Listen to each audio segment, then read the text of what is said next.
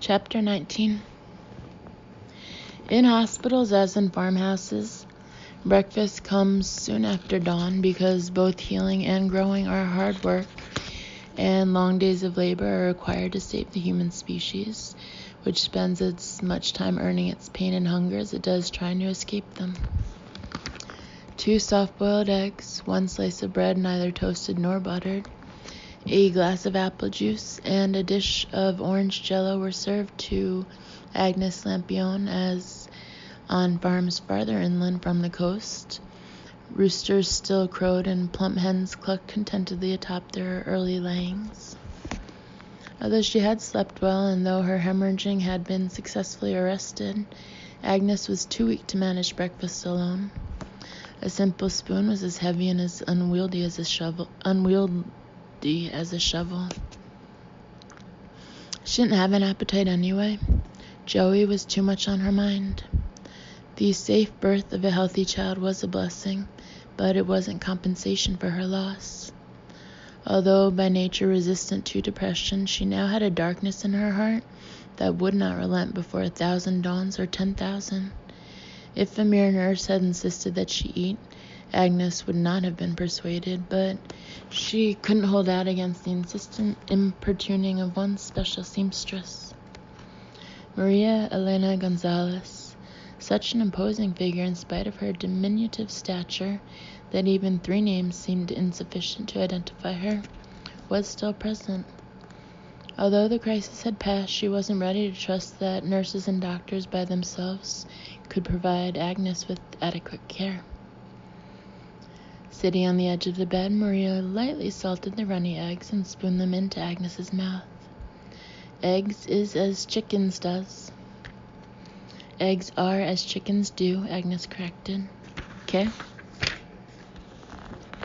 Frowning, Agnes said, "No, that doesn't make any sense either, does it?" "What were you trying to say, dear?" "This woman be to ask me about chickens?" "What woman?" "Doesn't matter. Silly woman making fun at my English, trying to confuse me.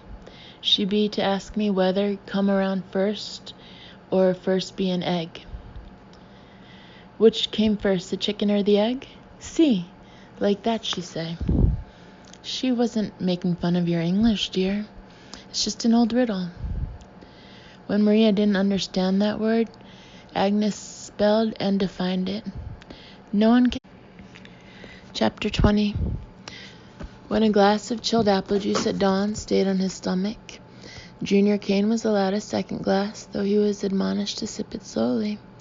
He was also given 3 saltines. He could have eaten an entire cow on a bun, hooves and tail attached.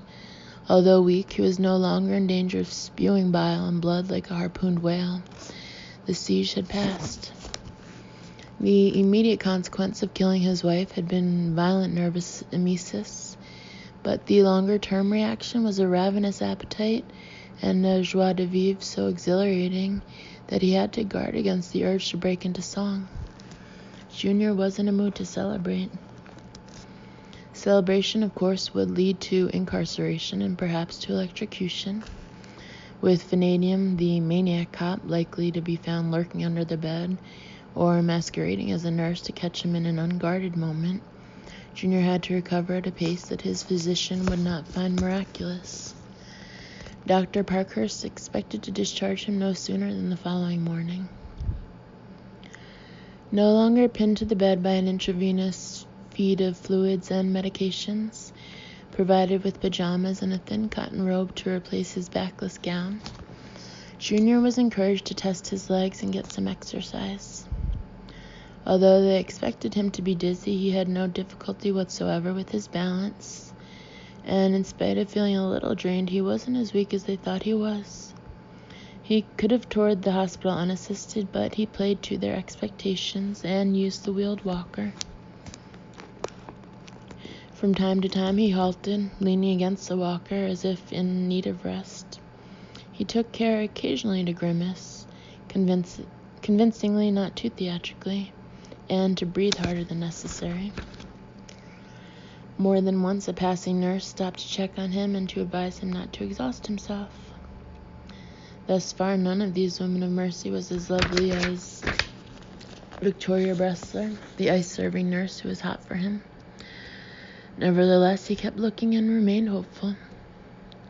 Although Junior felt honor-bound to give Victoria a first shot at him, he certainly didn't owe her monogamy. Eventually, when he had shaken off suspicion, as finally as he had shaken off Naomi, he would be in the mood for a dessert buffet, romantically speaking, and one Eclair would not satisfy. Not limited to a survey of the nursing staff on a single floor of the hospital, Junior used the elevators to roam higher and lower, checking out the skirts. Eventually, he found himself alone at the large viewing window of the neonatal care unit. 7 newborns were in residence. Fixed to the foot of each of the 7 bassinets was a placard on which was printed the name of the baby. Junior stood at the window for a long time, not because he was pretending to rest, and not because any of the attending nurses was a looker. He was transfixed, and for a while he didn't know why. He wasn't afflicted with parenthood envy. A baby was the last thing he would ever want aside from cancer. Children were nasty little beasts. A child would be an encumbrance, a burden, not a blessing. Yet his curious attraction to these newborns kept him at the window, and he began to believe that unconsciously he had intended to come here from the moment he guided his walker out of his room. He'd been compelled to come, drawn by some mysterious magnetism.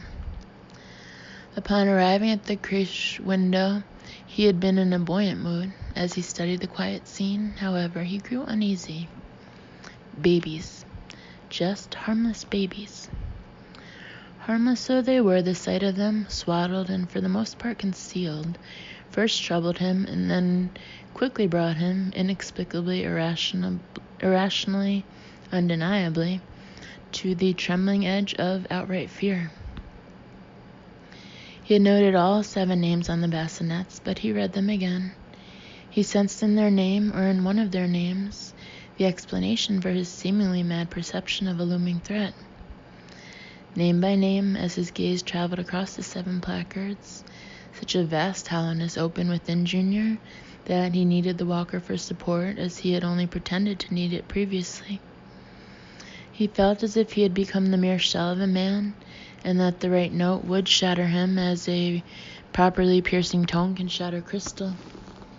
This wasn't a new sensation. He had experienced it before, in the night just past when he awakened from an unremembered dream and saw the bright quarter dancing across Vanadium's knuckles. No, not exactly then. Not at the sight of the coin or the detective. He had felt this way at Vanadium's mention of the name that he, Junior, had supposedly spoken in his nightmare. Bartholomew. Junior shuddered. Vanadium hadn't invented the name. It had genuine, if inexplicable, resonance with Junior that had nothing to do with the detective. Bartholomew. As before, the name told through him like the ominous note of the deepest bass bell in a cathedral carillon struck on a cold midnight. Bartholomew. None of the babies in this creche was named Bartholomew, and Junior struggled to understand what connection this place had to his unrecollected dream. The full nature of the nightmare continued to elude him, but he became convinced that good reason for his fear existed, that the dream had been more than a dream. He had a nemesis named Bartholomew, not merely in dreams, but in the real world, and this Bartholomew had something to do with babies. Drawing from a well of inspiration deeper than instinct, Junior knew that if he ever crossed paths with a man named Bartholomew, he must be prepared to deal with him as aggressively as he had dealt with Naomi, and without delay. Trembling and sweating, he turned his back to the view window. As he retreated from the creche, he expected the oppressive pall of fear to lift, but it grew heavier. He found himself looking over his shoulder more than once. By the time he returned to his room, he felt half crushed by anxiety. A nurse fussed over him as she helped him into bed, concerned about his paleness and his tremors. She was attentive, efficient, compassionate, but she wasn't in the least attractive, and he wished she would leave him alone. As soon as he was alone, however, Junior yearned for the nurse to return. Alone, he felt vulnerable, threatened.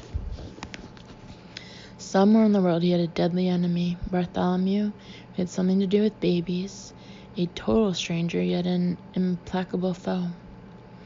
If he hadn't been such a rational, stable, no-nonsense person all of his life, Junior might have thought he was losing his mind.